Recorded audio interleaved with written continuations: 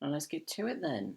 The disappearance of Jeanette Day is a missing persons case in which a 13-year-old girl disappeared while delivering newspapers in Aylesbury, Devon, England on the 19th of August 1978.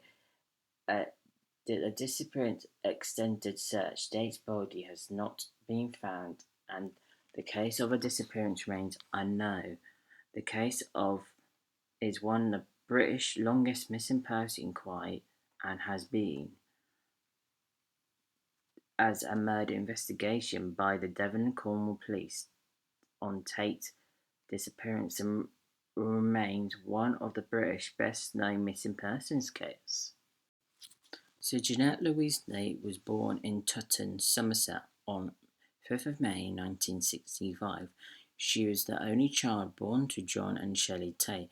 At the time of Jeanette's birth, the Tate's family lived in Tutton, suburb of Wedland. They relocated briefly to Cornwall before moving to Devon. Jeanette's parents separated when she was young. Her father remarried and she lived with her father and stepmother Violet and her sister Tanya at Burton Farm Cottage in East Dawlish, village of Aylesbury, 8 miles east of Exeter. After her parents separated, Jeanette maintained a relic connection with her mother.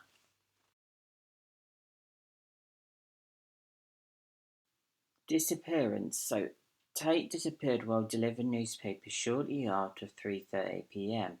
on Saturday the 19th of August 1978 at approximately 3:28 p.m. Two school friends saw Tate walk along White Lane pushing her bike. Tate had delivered 14 newspapers by this point and conveniently briefed with her friends as they encountered the lane. At the top of the hill, Tate mounted her bike and rode ahead as her friends paused to read an article in the newspaper they had been given. She would not typical have performed this newspaper round and had agreed to do the job for a week, as the paper boy who normally did the round was on holiday. Tate was wearing a white cotton t-shirt with her name in bold in red. The letter on the left shoulder, light brown trousers, and a white plimsolls. Several minutes later, the two girls discovered Tate's bike laying in the middle of the road, and several newspapers had been scattered to deliver were scattered across the tarmac. This is a map of where she disappeared in Devon. So Tate disappeared approximately 25 minutes after the discovery. Tate's parents returned to Burton Farm Cottage from a shopping trip to Exeter. The girls had Tate's bicycle with them and asked if she was at home. When Tate's father said that his daughter was not at home, he and her mother, assisted by several friends and the neighbours, began searching around with roads for Tate. At 5 p.m., John Tate reported his daughter missing to the Devon and Cornwall Police.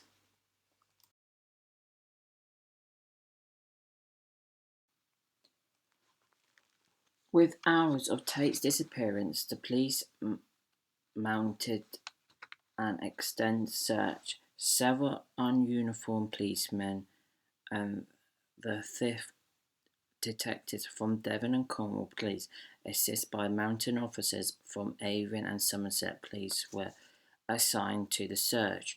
All ponds in Aylesbury area were searched by underwater search unit. Search dogs assist the police in their search of surrounding areas. Devon and Cornwall police discovered a possible of Tate running away from home at the time of her disappearance had had no possessions with her but on the clothes she was wearing. She also left behind in her bedroom money she had been saving for an upcoming family holiday. The money collected from the customer on her newspaper round was still in her purse. On the bicycle, the possibility of a hit and run traffic accident was also ruled out, as there's no tyre marks were found on the road, but her bicycle was undamaged. The kidnapping was in turn considered a possibility, though both Devon and Cornwall police of Tate's family granted discounted this as a possibility. Eyewitness eyewitness report seeing a removed Triumph or similar vehicle up with road at around the time of a disappearance. Police issued a photo fitting picture of a man they wanted to question in relation to the incident. This man was described being a very handsome individual in his early 20s with a pale, complex, short, dark hair who had been wearing a light coloured shirt. The, the police investigation and search of the surrounding countryside involving thousands of volunteers, Tate's disappearance remained unexplained. In 2012, DNA belonging to Tate was found on one of her a jumper kept by her mother, which would allow her body to be identified if discovered. On the 25th of our anniversary of the case in 2003, Genette's parents both stated their beliefs that she is no longer alive. Police have assumed more than 20,000 index cards in a filing system relating to this case, which sorted at the Devon and Cornwall Police Headquarters in Exeter.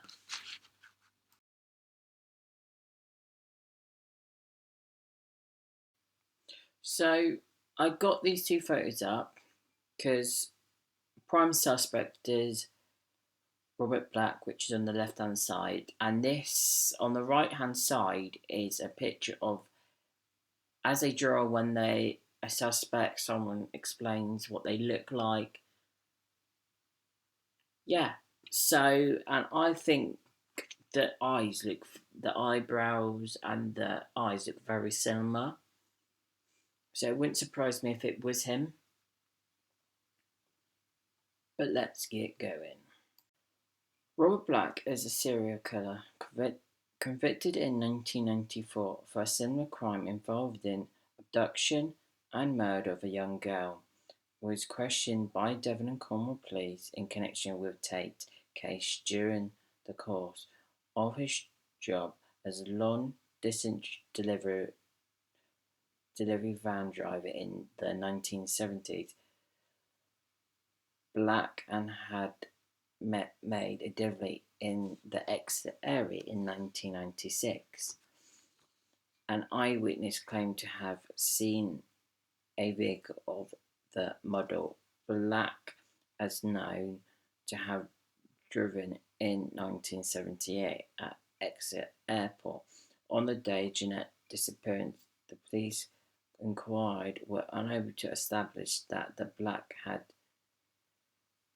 been in Aylesbury on that day of the disappearance. The Cornwall Procedure Service decided in August 2008 that sufficient evidence extended to charge Black with Tate's murder. After Black was convicted in 2011 for the murder of Geneva Cardi in 1981. A spokesman for the police service Northern comment on the strike for similar articles. Between the murder of Cardi and the disappearance of Tate, Devon and Cornwall police reviewed the case in June 2014 in hoping of finding significant real evidence to prosecute Black at the time of his death. In January 2016, Devon and Cornwall police were 5 weeks of submitting a file to the Crown Procedure Service in which they sought a new decision on whether to prosecute him. The files were submitted in April 2016, and the Crown Prosecutor Service said that due to Black's death, there would be no possible decision to charge him with Tate's murder. In August 2018, the eve of the 14th anniversary of his daughter disappearance, John Tate made a further plea for information about the case. Says, "I am not even 100% certain Black did it. I need proof that Black killed her." He said that his rapid decline in health meant that he can no longer make the annual trip from Manchester to Aylesbury, and that his final wish was to give his daughter a delightful Christian burial and to be buried alongside her. He died in April 2020, age 77, with the case unsolved. So her poor father died in 2020 without knowing if a daughter was murdered, or it wasn't so yes, they believe that she has passed on, but obviously some cases you can't solve. But bless him, I think anyone, we would want it to be solved so we can actually put it to bed and move on with our lives. It must be so hard for the people who, families of the missing person have gone missing, and there's no answers to where they are, how they passed. You want closure. I'm not saying it's any easier than losing a loved one when they pass, but at least when you've got closure, you can then try and move on. It's when you don't have closure, you can't, can you? So bless him. I hope he obviously rests in peace now. But yeah, that'll be it for Genette Tate. Put what you guys think in the comments, but please be respectful.